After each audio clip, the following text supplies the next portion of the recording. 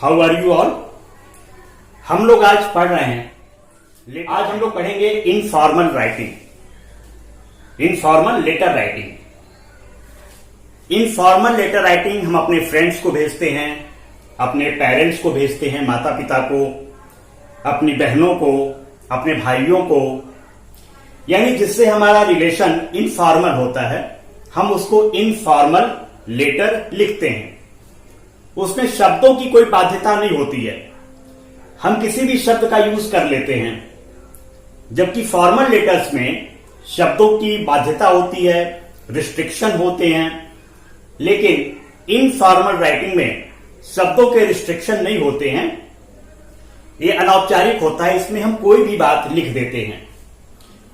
तो informal writing में सबसे पहले तो हम अपना एड्रेस लिखते हैं, यानी जो सेंडर है लेटर का वो पहले अपना एड्रेस लिखता है उस पे कि कहां से लेटर लिखा जा रहा है। फिर डेट लिखते हैं, जो डेट होती है लेटर राइटिंग की उस डेट को लिखते हैं। फिर सैल्यूएशन लिखते हैं, जैसे फादर को लिखेंगे तो डियर फादर, किसी मित्र को लिखेंगे तो dear friends Amit, dear Amit, dear Sadhana, dear Palak, dear Mohan, कुछ भी व्हाटएवर, जो भी आपका मित्र है सीधे उसको आप डियर से स्टार्ट कीजिए। इसके बाद पैराग्राफ से स्टार्ट करते हैं लेटर राइटिंग का। जैसे यदि फादर को हम लेटर लिख रहे हैं तो हमें मोबाइल की आवश्यकता है, ऑनलाइन टीचिंग चल रही है, और यदि मोबाइल में सॉफ्टवेयर खराब हो गया है और पापा से कुछ पैसे की आवश्यकता है तो हम उसे ऐसे लिखेंगे, dear father, I am very glad to inform you that my online classes are going very well. प्यारे पापा, मुझे ये बताते हुए बहुत खुशी हो रही है कि मेरी ऑनलाइन पढ़ाई क्लासेज बहुत अच्छे से चल रही है। पापा, my mobile has some software problems. पापा, मेरे मोबाइल में कुछ सॉफ्टवेयर की प्रॉब्लम आ गई है। So please send me some money to buy a new smartphone. इसलिए कुछ रुपए भेज दीजिए जिससे कि मैं एक नया स्मार्टफोन अपने लिए खरीद सकूं, जिससे मेरी पढ़ाई अच्छी तरीके से हो सके। So please send me some money to buy a new smartphone। इतना लिखने के बाद जिसको लेटर लिखते हैं उसका हालचाल भी लेते हैं। तो I hope you are enjoying good health. मुझे विश्वास है कि आपका हेल्थ बहुत अच्छा होगा। आप इसमें अपने मन से भी कुछ जोड़ सकते हैं कि you should walk daily in the morning. आपको सुबह प्रतिदिन टहलना चाहिए पापा, यू शुड वॉक डेली। या पापा, आपको बाहर भी कुछ समय तक रहना चाहिए खुले एयर में। पापा, you should go outside and take fresh air for yourself so that your health could become good. तो इस तरह से आप इनफॉर्मल लेटर में अपने तरीके से भी कुछ ऐड कर सकते हैं। इनफॉर्मल लेटर में कोई ऐसी बाध्यता नहीं होती कि आप ऐड न कर सकें, इसलिए इनफॉर्मल लेटर लिखना बहुत ही आसान होता है। और लास्ट में अपने से बड़ों का यदि हालचाल लेना है, उनको कन्वे करना है अपना ब्लेसिंग्स या उनको रेस्पेक्ट देना है, तो आप लिख सकते हैं, best regards to mother and sisters and brothers and so on. जो भी आपके परिवार में है, बड़ा है, उसको रिगार्ड आप पत्र में लिख सकते हैं। और यदि कोई छोटा है तो लव लिख सकते हैं, blessings for younger brother, younger sister. और लास्ट में योर्स अफेक्शनेटली, यदि नाम अमित है आपका तो अमित लिख दीजिए, यदि नाम आपका पलक है तो पलक लिख दीजिए, योर्स अफेक्शनेटली अमित। यहां पे फादर के लिए, मदर के लिए, सिस्टर्स के लिए अफेक्शनेटली शब्द यूज होता है। लेकिन यदि दोस्त को लेटर लिखेंगे, किसी मित्र को लेटर लिखेंगे, तो अफेक्शनेटली नहीं लिखेंगे, सिंसियरली लिखेंगे। यदि आप इस लेटर को किसी फ्रेंड को लिखेंगे तो आप लिखेंगे योर्स सिंसियरली अमित, लास्ट में अपना नाम। तो एक बार और हम देखते हैं, लेटर राइटिंग, पत्र लेखन इनफॉर्मल, अनौपचारिक पत्र है जो कि हम फ्रेंड्स को भेजते हैं, पेरेंट्स को भेजते हैं या फैमिली मेंबर्स को भेजते हैं, जिससे भी हमारी निकटता होती है। हम उसको जो लेटर लिखते हैं वो इनफॉर्मल होता है। सबसे पहले अपना एड्रेस लिखते हैं जहां पे हम हैं, जहां से लेटर लिख रहे हैं। उसके बाद डेट लिखते हैं। इसके बाद यदि पापा को लिख रहे हैं तो डियर फादर, किसी मित्र को लिख रहे हैं तो डियर करने के बाद मित्र का नाम, dear Mohan, dear Sohan, dear Palak, whatever, जो कोई भी आपका मित्र है उसका नाम डायरेक्ट आप लिखिए। और इसके बाद उसके बारे में हालचाल, यदि आपको मित्र के बारे में लिखना है तो dear Mohan, how are you, how your study going on these days, Mohan, in these days my studying, my online teaching is going on very well and I had completed my all work, included English work, in time, and I am sending photos to my teachers so that they could check my copies. I hope you are enjoying your online teaching. Best regards to uncle and auntie. यदि मित्र को लिख रहे हैं तो उसके मित्र के जो पापा और मम्मी हैं वो आपके अंकल और आंटी होंगे, तो आप लिखेंगे लास्ट में best regards to uncle and aunty या आंट, योर्स सिंसियरली अमित। तो फादर को इस तरह लिखेंगे और फ्रेंड्स को इस तरह से हम लेटर इनफॉर्मल लिखेंगे। एक बात और आप ध्यान दीजिए कि जो मॉडर्न कैरिकुलम आया है उसमें आपको लेटर राइटिंग में एड्रेस अपना और लास्ट लाइन जो थैंकिंग वाली होती है उसे बिल्कुल बाएं तरफ लिखना है, लेफ्ट साइड में, राइट साइड में नहीं लिखना है। राइट साइड में लिखने से आपके नंबर कट सकते हैं, इसलिए आपको अब हमेशा इन चीजों को, एड्रेस, डेट और लास्ट लाइन आइडेंटिटी योर, आपको बाएं तरफ लिखना है और डियर करके सेंटेंस को स्टार्ट करना है। आप योर्स अफेक्शनेटली को योर लविंगली भी लिख सकते हैं। यदि छोटे हैं तो लविंगली लिख सकते हैं, अफेक्शनेटली भी लिख सकते हैं। इस तरह से आप इनफॉर्मल लेटर लिखेंगे ताकि आपके एग्जाम में लेटर राइटिंग आता है उसको बहुत अच्छे तरीके से आप लिखेंगे और उसमें फुल मार्क्स आपको अवश्य मिलेगा। Best of luck.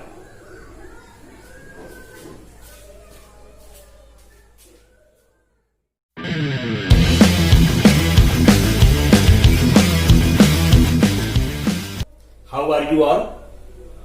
बच्चों, आज हम लोग बहुत ही इंपॉर्टेंट टॉपिक लेटर राइटिंग के बारे में जानेंगे, यानी पत्र लेखन। पत्र लेखन दो प्रकार के होते हैं लेटर राइटिंग। एक होता है फॉर्मल और दूसरा होता है इनफॉर्मल। लेटर दो तरह के होते हैं। एक होता है formal letter, FORMAL, formal letter, और दूसरा होता है इनफॉर्मल, INFORMAL,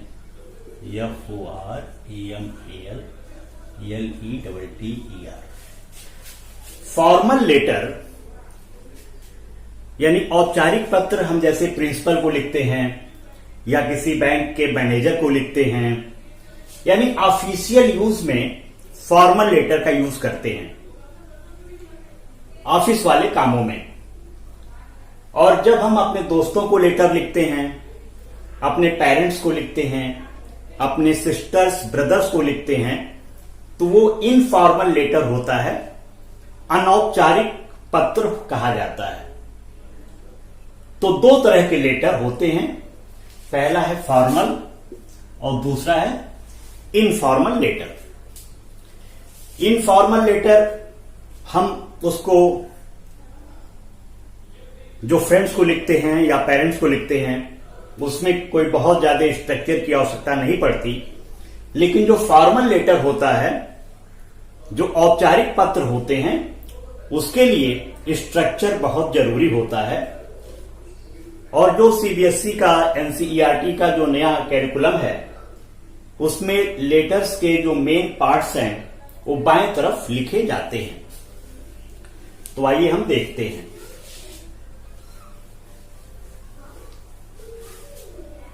सबसे पहले जो सेंडर्स है, जो पत्र को भेजने वाला है, उसका एड्रेस लिखते हैं, पता लिखते हैं। फॉर्मल लेटर में जो ऑफिस यूज वाले लेटर्स होते हैं, ऑफिशियल लेटर, बिजनेस लेटर, उसमें सबसे पहले भेजने वाले का पता लिखते हैं, सेंडर्स एड्रेस। सेंडर्स यानी भेजने वाला, एड्रेस यानी पता। तो सेंडर्स एड्रेस, जो लेटर लिख रहा है उसका एड्रेस है 233 बख्शीपुर, दिल्ली 55, यानी दिल्ली का यदि लेटर है तो वो दिल्ली का होगा एड्रेस भेजने वाले का। यदि वो भोपाल का है तो भोपाल का एड्रेस होगा। यदि यूपी में आगरा का है तो आगरा का एड्रेस होगा। यदि गोरखपुर का है तो गोरखपुर का एड्रेस होगा। तो पहले हम सेंडर्स एड्रेस लिखते हैं लेफ्ट साइड में, राइट साइड में नहीं, लेफ्ट साइड में एड्रेस लिखते हैं। यानी जिसको हम भेज रहे हैं उसका एड्रेस हम लिखते हैं, रिसीवर्स एड्रेस। जैसे यदि हमने इंडियन बैंक के मैनेजर को लेटर लिखना है तो हम लिखेंगे the manager, Indian bank, Adarsh Nagar, Delhi 95। यदि वो बैंक मैनेजर दिल्ली का है तो दिल्ली का एड्रेस, यदि वो सहारनपुर का है तो सहारनपुर का एड्रेस, आगरा का है आगरा का एड्रेस, प्रयागराज का है तो प्रयागराज का एड्रेस, अगर वो गाजीपुर का है तो गाजीपुर का एड्रेस। तो रिसीवर का एड्रेस हम सेंडर्स एड्रेस के बाद लिखते हैं, लेकिन बीच में यहां पे डेट लिखते हैं। ये भी डेट भी हम लेफ्ट साइड में ही लिखते हैं। तो डेट लिखने के कई तरीके होते हैं। पहले तो यदि आप चाहें तो मंथ लिखिए, इसके बाद डेट लिखिए जो डेट है, और इसके बाद ईयर लिखिए। दूसरा तरीका डेट का है कि पहले आप डेट लिखते हैं, इसके बाद मंथ लिखते हैं और इसके बाद ईयर लिखते हैं। यह भी एक तरीका है डेट लिखने का। तो इस डेट लिखने में कहीं भी कॉमा का यूज नहीं हुआ है। देखिए कहीं कॉमा नहीं लगा है, लेकिन यहां पे कॉमा लगा है क्योंकि 8 और 2020 को अलग करने के लिए कॉमा यूज किया गया है। अगर इस फॉर्मेट में डेट हम लिखते तो कॉमा नहीं लगाते। तो इस तरह से पहले सेंडर्स का एड्रेस, जो पत्र भेज रहा है, इसके बाद डेट, इसके बाद रिसीवर का एड्रेस और इसके बाद सैल्यूटेशन। सैल्यूट मैंने मालूम है आपको, अभिवादन करने को सैल्यूट कहा जाता है। लेटर राइटिंग में सैल्यूटेशन होता है कि आप डियर लिख रहे हैं कि रिस्पेक्टेड लिख रहे हैं। तो जो ऑफिशियल लेटर्स होते हैं, बिजनेस लेटर्स होते हैं, उसमें रेस्पेक्टेड शब्द यूज नहीं होता है। रेस्पेक्टेड शब्द नहीं यूज होता है, बल्कि आप इनफॉर्मल नहीं है, बल्कि डियर फॉर्मल है। आप डियर लिख सकते हैं और आधुनिक मॉडर्न लेटर राइटिंग में डियर लिखा जा रहा है। फॉर्मल लेटर में भी डियर हम लिख सकते हैं, लिखा जा रहा है। तो सैल्यूटेशन में आप डियर लिखेंगे। यदि सर है तो सर, यदि मैडम है ब्रांच मैनेजर तो मैडम आप लिख दीजिए। इसके बाद सब्जेक्ट लिखते हैं कि आप लेटर किसके बारे में दिए हैं, आखिर प्रॉब्लम क्या है।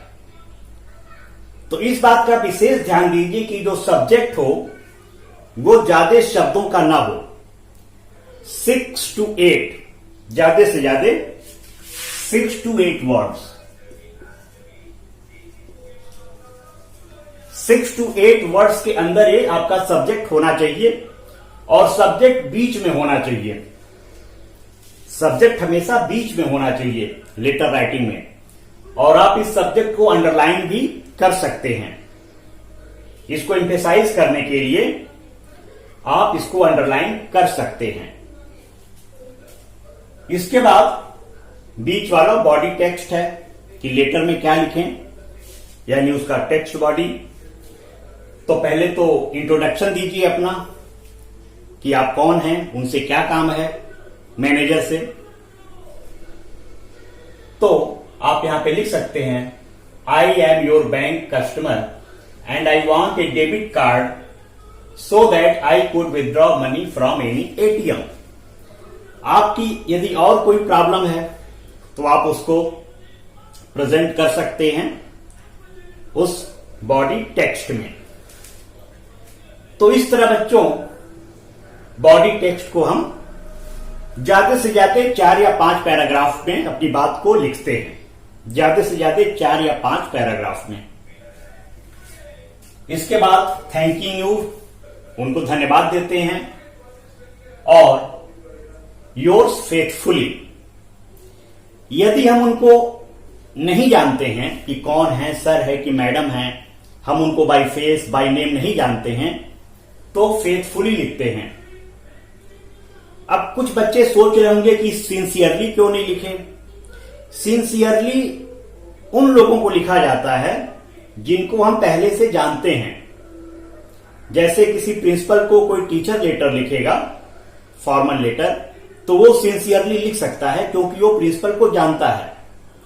लेकिन जिसको हम नहीं जानते हैं उसको सिंसियरली नहीं लिखते हैं, फेथफुली लिखते हैं।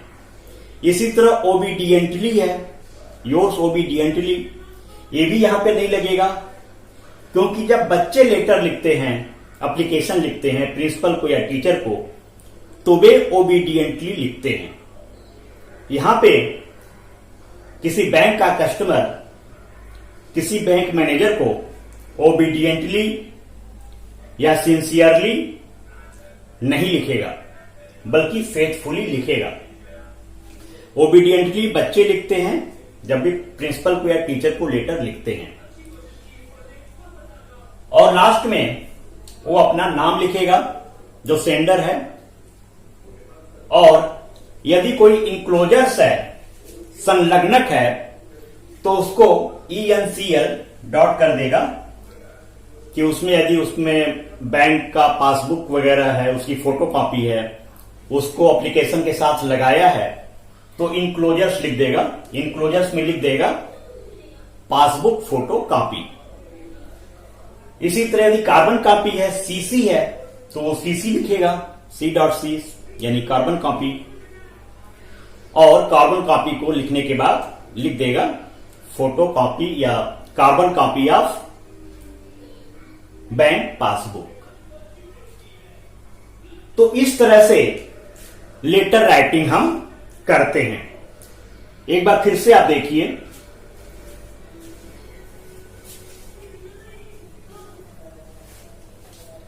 लेटर राइटिंग्स 2 प्रकार के होते हैं, फॉर्मल लेटर और इनफॉर्मल लेटर।